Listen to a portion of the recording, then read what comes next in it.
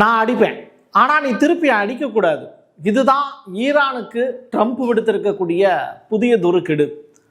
என்னப்பா இது, இப்படி இல்லாமல் விளையாடுவார் அப்படின்னு கேட்டால் ட்ரம்ப் எப்படினாலும் விளையாடுவார். பட் ஸ்ட்ரைட் ஆஃப் ஹார்மஸ் அப்படிங்கிற அந்த இடத்த சுற்றி ஒரு 3 கிலோமீட்டரில் ஈரானுடைய விமானங்களும் அமெரிக்காவினுடைய விமானங்களும் ஒன்றுக்கு ஒன்று இன்னும் அடிச்சுக்க தான் இல்லை, மற்றபடி சுற்றிக்கிட்டே இருக்கு. இன்று இரவு இருக்கு தீபாவளி. சரி, ட்ரம்ப் வச்சிருக்கக்கூடிய புதிய டீலுக்கு ஈரான் ஒரு பதில் சொல்லியிருப்பாங்கல்ல, அது என்ன அப்படிங்கிறதையும், அது தொடர்ச்சியாக அரபு நாடுகள் இப்போ யார் யாருக்கு எந்தெந்த நாடுகளுக்கு சப்போர்ட்டாக இருக்காங்க அப்படிங்கிறது தொடர்பான விவரங்களையும் நம்ம சேர்த்து வச்சு பார்க்கலாம். வாங்க பார்க்கலாம் உறவுகளே, இது பிரசாத் நேச்சர். சென்னையின் பிரம்மாண்ட அடையாளம் திருச்செந்தூர் முருகன் பர்னிச்சர். உங்க வீட்டுக்கு தேவையான சோஃபா, கட்டில், பீரோ உட்பட அனைத்து வகையான பொருட்களும் ஒரே இடத்துல 40% தள்ளுபடியோடு 5 ஆண்டு கால உத்தரவாதமும் சேர்த்து கொடுக்குறாங்க. ரெக்லைனர் சோஃபா இவங்களோட ஸ்பெஷல். இது வச்சு பார்க்குற கடை இல்லைங்க, வித்து பார்க்குற கடை. சென்னை ராமபுரம் வள்ளுவர் சாலையில் திருச்செந்தூர் முருகன் பர்னிச்சர். தொடர்புக்கு 8925414928 இந்த நம்பருக்கு கான்டாக்ட் பண்ணுங்க. உங்களுடைய தொழில் சம்பந்தமான விளம்பரங்களை நமது சேனலில் ஒளிபரப்ப உங்களுக்கான அருமையான வாய்ப்பு. ஒரு பாலைவன தேசம் இது எகிப்து. மம்மி அப்படிங்கிற அந்த வார்த்தையெல்லாம் நீங்கள் அதிகமான அளவில் கேட்டிருப்பீங்கல்ல. அந்த வார்த்தைக்கு சொந்தக்கார நாடு பிரமிடுகள். இப்போது இந்த பாருங்கள், பெண்கள்லாம் இந்த பாதுகாப்பு படையில் இருக்காங்க. அது மட்டும் இல்லை, இவங்க வைத்திருக்கக்கூடிய வாகனங்கள் எல்லாமே அமெரிக்காவிடமிருந்து வாங்கியது தான். அதையே இங்கே வச்சுருக்காங்கன்னு கேட்குறீங்களா? இவ்வளோ சூப்பராக அந்த பரேடு நடத்தியிருக்காங்க பாருங்கள். இந்த காட்சிகளை பார்த்துக்கிட்டே இருக்கலாம் போல். அந்த அளவிற்கு ரொம்ப ஒய்யாரமான ஒரு மிலிட்ரி அணிவகுப்பு தான் இது. இது எகிப்தினுடைய அரசு இப்போது அந்த காட்சிகளை வெளியிட்டிருக்காங்க. இது ஒரு பக்கம். போர் மேகம் ஈரானை சூழ்ந்திருக்கக்கூடிய வகையில் இப்போ ஏன் இந்த வீடியோ வெளியாயிருக்கு அப்படிங்கிறது நமக்கு தெரியல. சரி, மையத்தில் ஒரு அணுசக்தி சின்னம் இருந்ததை நீங்கள் கவனிச்சிருப்பீங்க, சரியா?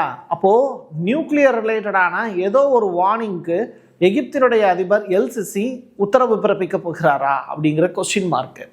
மரபு சாராத தடுப்பு திறன்கள் குறித்த செய்தியாக இருக்கலாமா அப்படிங்கிற கேள்வியும் வேற.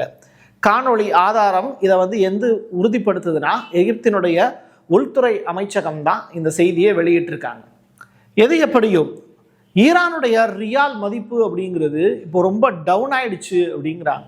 அதாவது வரலாற்றில் இதுவரைக்கும் கடந்த 40 ஆண்டு கால இஸ்லாமிக் ரெவல்யூஷனில் இவ்வளவு பெரிய மாற்றம் அப்படிங்கிறது இங்கே நிகழ்ந்ததே இல்லை. ஒரு டாலர் நம்ம ஊரில் 90 ரூபாய் இல்லையா, அந்த ஊரில் 1.5 மில்லியன் ரியால் அப்படிங்கிறாங்க. ஒரே ஒரு டாலர் இந்த அளவிற்கு மதிப்பு மிக்கதாக மாறி போய் நிற்கிது. இதுதான் இங்கே மிகப்பெரிய அளவிலான சிக்கலாகவும் இருக்குது. தண்ணி இல்லை, சாப்பாடு இல்லை, பொருளாதார மந்தநிலை, ஆயுதங்கள் மட்டுமே அங்கே இருக்குது, கூடவே இயற்கை அரண் இருக்குது. இதெல்லாம் சேர்ந்து ஈரானை பாதுகாக்குமா அப்படிங்கிற பெருத்த கேள்விகள் நமக்குள்ளே இருந்துக்கிட்டே இருக்குது. தொடர்ச்சியாக அங்கே இருக்கக்கூடிய மக்கள் அண்ட்ரஸ்டாக இருக்காங்க அப்படின்னா அதுக்கான காரணங்களில் இதுவும் ஒன்று தான்.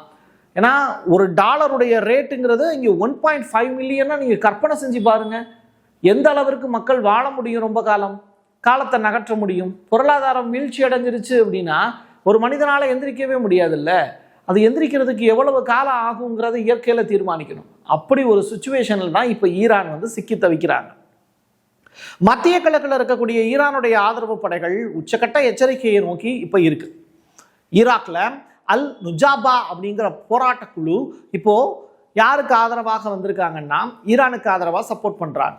பதர் அப்படிங்கிற அமைப்பு, கதாயிப், ஹிஸ்புல்லா இவங்க எல்லாமே எங்க லெபனான்ல இருக்கக்கூடிய ஹிஸ்புல்லா, நாங்கள் இனிமேல் நடுநிலை அப்படிங்கிற வார்த்தைக்கு அர்த்தம் அல்ல, இனிமேல் ஈரானோட தான் நாங்கள் சப்போர்ட்டாக இருக்க போகிறோம் அப்படிங்கிற ஸ்டேட்மெண்ட்டையும் கொடுத்துருக்காங்க. லெபனான் இந்த முறை போர் மூண்டது அப்படின்னா நசுருல்லா அவர்களுடைய மரணம் மாதிரி நாங்கள் சாதாரணமாக விட்டுக்கிட்டு இருக்க மாட்டோம், பெரிய அடி இஸ்ரேலுக்கு காத்திருக்கு அப்படிங்கிற எச்சரிக்கையும் கொடுத்துருக்காங்க. ஏமனில் இருக்கக்கூடிய ஹவுதி படைகள் தான் கடைசி வரைக்கும் அமெரிக்காவையே எதிர்த்து சண்டை போடுவதற்கு திராணி இருக்கக்கூடிய ஒரு பழங்குடிகளாக, ஜாமவான்களாக வலம் வர்றாங்க. அவங்களும் இப்போ இஸ்ரேலுக்கு எதிராக ஈரானுக்கு சப்போர்ட் பண்ணுறாங்க. இது இப்படி இருக்க அமெரிக்கா ஈரானை தாக்கினால் ஈரான் கடுமையான பதிலடி கொடுக்க வேண்டாம் அப்படின்னு அமெரிக்கா ஒரு நியூஸ் ஒன்று கொடுத்துருக்கு, ஒரு தூது ஒன்று அனுப்பிச்சிருக்கு. ஆனால் அந்த கோரிக்கையை நிராகரிச்சிருச்சு ஈரான் அப்படிங்கிற செய்தி வெளியாகுது. எப்படி நான் அடிக்கிற மாதிரி அடிப்பேன், நீ அழுகுற மாதிரி அழு, ஆனால் என்னைய திருப்பி அடிக்கக்கூடாது, ஏன்னா நான் வல்லரசு நாடு, நான் ஏகாதிபத்திய நாடு, ஐம் அ டிக்டேட்டர், என்னைய நீ அட்டாக் பண்ணக்கூடாது அப்படிங்கிறது தான் ட்ரம்பினுடைய பாலிசி.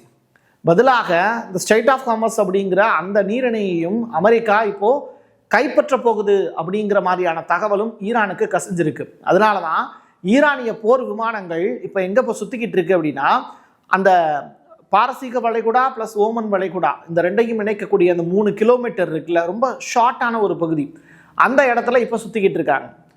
இது ஒரு பெரிய ஒரு மாற்றங்களுக்கு வித்துடும், அதை நான் கன்ஃபார்மாக சொல்கிறேன். ஈரான் ஆட்சி கவிழ்ந்துச்சுன்னா துருக்கி பாதுகாப்பு மண்டலத்தை தயார் பண்ணுது. ஏன்னா அதனுடைய எல்லையை அது பாதுகாக்கணும். கமினி அவர்களுடைய ஆட்சி முடிய போகுது அப்படின்னா, ஷாவினுடைய ஆட்சி வருது அப்படின்னா எல்லை பாதுகாப்புங்கிறது ரொம்ப முக்கியம். எல்லை தாண்டிய பயங்கரவாதம்ங்கிறது அதிகரிச்சிடக்கூடாது அப்படிங்கிறதுனால துருக்கி என்ன பண்ணுறாங்க, இப்போ எர்டகன் மூலியமா இப்போ ஒரு பெரிய இராணுவத்தை தன்னுடைய எல்லை பகுதியில் நிப்பாட்டி வச்சிருக்காங்க. ஈரானில் ஸ்திரத்தன்மை ஆழமடைந்து வருவதால் துருக்கி தனது 560 கிலோமீட்டர் எல்லை, புரியுதுங்களா? மெரினாவில் எப்படி நம்ம கடற்கரையில் 14 கிலோமீட்டர் சொல்கிறோம், அதே மாதிரி அங்கே எல்லை 560 கிலோமீட்டர் ஈரானுக்கும் துருக்கிக்கும் இடையில. ஸோ சாத்தியமான அகதிகள் வெள்ளம் போல வருவாங்க ஈரானில் இருந்து. போர் அதிகமாச்சுன்னா என்ன பண்ணுவாங்க, மக்கள் வாழ வழி இருக்காது. அப்போது 12 நாள் போர் அப்படிங்கிறது அடையாள போர்ன்றதுமா ஜூனில் பண்ணாங்க. பட் இப்போ அப்படி சாத்தியம் இல்லையே, அதைத்தான் இப்போ சந்திக்க போகிறாங்க. ஈரானால ஹார்முஸ் நீரணையை மூட முடியும் அப்படிங்கிற செய்தி வெளியாயிருக்கு. அதாவது ஸ்ட்ரைட் ஆஃப் ஹார்மஸை அவங்களால மூட முடியும் அப்படிங்கிற செய்தி. அதாவது போக்குவரத்தை தடை பண்ணணும். தற்காலிகமாக மூடக்கூடிய இராணுவ திறன் ஈரான் கிட்ட இருக்கு. இருந்தாலும் அந்த 3 கிலோமீட்டருக்கு மேலே இப்போ யார் பறந்துக்கிட்டு இருக்காருன்னா அமெரிக்கா பறந்துக்கிட்டு இருக்கு. பதிலுக்கு ஈரான் என்ன பண்ணுறாங்க, கடலுக்கு அடியிலேயே கப்பல்கள் போக முடியாத அளவுக்கு கன்னி வெடியை செட் பண்ணி வச்சுருக்காங்க. இதனால் ஒரு பெரிய வெடிச்சத்தம்ங்கிறது நீரிணையில் கேட்டது அப்படின்னா அடுத்து எந்த ஒரு கப்பலுமே உள்ளுக்குள்ளே வராது. இதனால் பெரிய பாதிப்பு, அந்த பாதிப்பை சரி பண்ணுறதுக்கே ரொம்ப நாள் ஆகும். இப்போ ஆயில் கப்பல் போயிட்டுருக்கு, அதில் கன்னி வெடிப்பட்டு வெடிச்சிருச்சுன்னா என்ன ஆகும், அந்த ஆயில் ஃபுல்லாகவே தண்ணியில் மிதந்துடும் இல்லையா? அப்போ அதை சரி பண்ணுறதுக்கு ரொம்ப காலம் ஆகும். அது வரைக்கும் இன்னொரு கப்பல் போக முடியாது. இப்படி ஒரு கப்பல் மீது அட்டாக் நடந்தாலே இவ்வளவு பெரிய துர்பாக்கியமான நிலைக்கு மற்ற நாடுகள் தள்ளப்படும். அதனால ஸ்ட்ரைட் ஆஃப் ஹார்மஸ் அப்படிங்கிறது அவங்கவுங்க நாட்டினுடைய கண்ட்ரோல் இருக்கிறது தான் பெஸ்ட்டுன்னு மற்ற நாடுகள்லாம் நினைக்கிறாங்க. உலகத்தினுடைய வணிகமே 30% மேலே இதை நம்பி தான் இருக்கு. இந்த இடத்துக்கு ஈரான் இப்போ செக் வச்சிருக்காங்க. பார்ப்போம் என்ன நடக்க போகுது அப்படின்னு. அடுத்ததா அமெரிக்கா கொடுக்கக்கூடிய கடுமையான அழுத்தத்தால் ஈர்க்கப்பட்டு ஈரான் ஒரு புதியதொரு ஒப்பந்தம் செய்யவிருப்பதாக ஒரு தகவல் ஒன்று கசியுது. தாக்குதல்கள் நடத்துவதற்கான வாய்ப்பு இன்னும் இருக்கு. யாருக்கிட்ட? 2 பேர்கிட்டையுமே. வெனிசுலாவை விட பெரிய ஒரு பிரம்மாண்டமான கடற்படை எங்களிடம் ஈரானுக்கு பக்கத்திலேயே நாங்கள் நிப்பாட்டி வச்சிருக்கோம், மிரட்டல் வேற கொடுத்துருக்காங்க.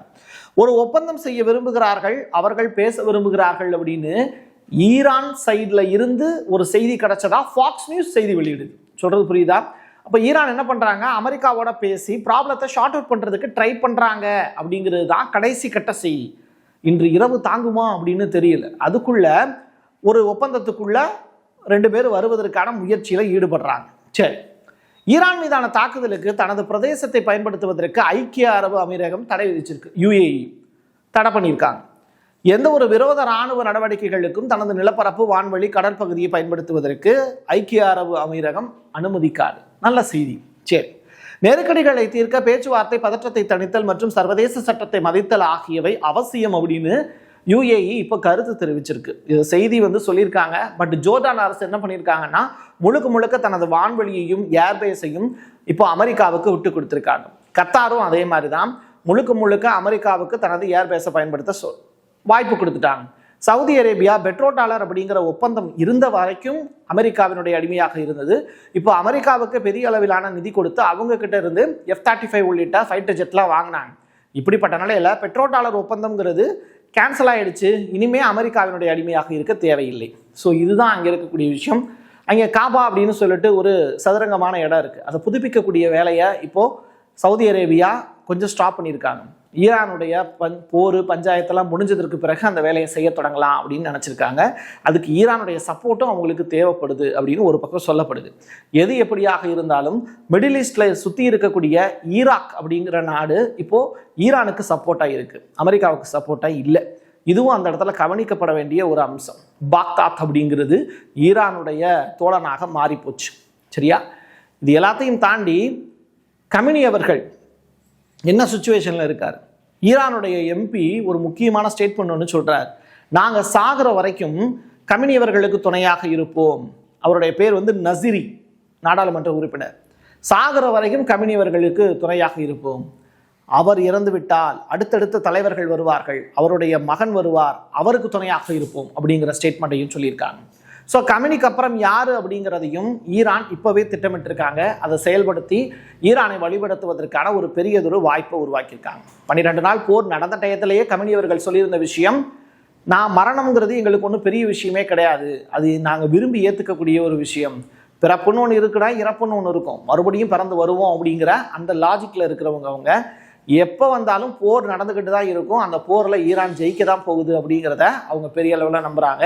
அந்த நம்பிக்கை வந்து சாத்தியமாகுமா, இல்லை அது சரித்திரமாக மாறி இலங்கையில் நடந்த பிரச்சனை மாதிரியோ இல்லை காசாவில் நடந்த பிரச்சனை மாதிரியோ ஒரு பெரிய அளவிலான மாற்றங்களுக்கு வித்துடுமா அப்படிங்கிறத பொறுத்திருந்து பார்க்கணும். ஏன்னா மோதுறது ஏகாதிபத்தியத்தோட, அமெரிக்காவோட. அவங்க எல்லாமே செய்வாங்க, எல்லாமே தப்பாக செய்வாங்க.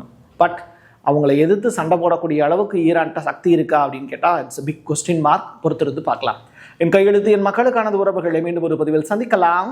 நன்றி, வணக்கம். சென்னையில் பிரம்மாண்ட அடையாளம் திருச்செந்தூர் முருகன் பர்னிச்சர். உங்க வீட்டுக்கு தேவையான சோஃபா, கட்டில், பீரோ உட்பட அனைத்து வகையான பொருட்களும் ஒரே இடத்துல 40% தள்ளுபடியோடு 5 ஆண்டு கால உத்தரவாதமும் சேர்த்து கொடுக்குறாங்க. ரெக்லைனர் சோஃபா இவங்களோட ஸ்பெஷல். இது வச்சு பார்க்குற கடை இல்லைங்க, வித்து பார்க்குற கடை. சென்னை ராமபுரம் வள்ளுவர் சாலையில் திருச்செந்தூர் முருகன் பர்னிச்சர். தொடர்புக்கு 8925414928 இந்த நம்பருக்கு கான்டாக்ட் பண்ணுங்க. உங்களுடைய தொழில் சம்பந்தமான விளம்பரங்களை நமது சேனலில் ஒளிபரப்ப உங்களுக்கான அருமையான வாய்ப்பு.